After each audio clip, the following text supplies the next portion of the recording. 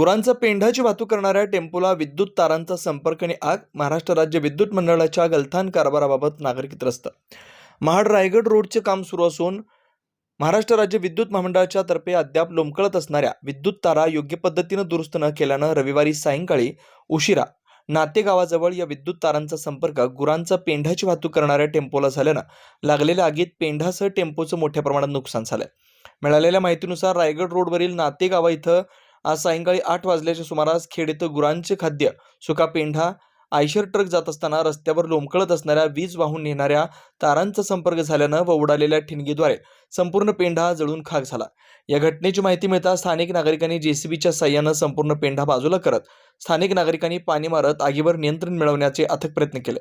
मात्र सुका पेंढा जळून खाक झाला. त्याचप्रमाणे आयशर टेम्पोचं मोठ्या प्रमाणावर नुकसान झालं. घटनास्थळी एमएससीबीच्या वायर खूप खाली असल्यानं सदरील अपघात झाला असल्याचा संताप स्थानिक नागरिकांनी करत महाराष्ट्र राज्य विद्युत मंडळाच्या गलथान कारभार सुधारावा व मोठ्या घटना टाळाव्यात असं आवाहन नागरिकांनी केलंय.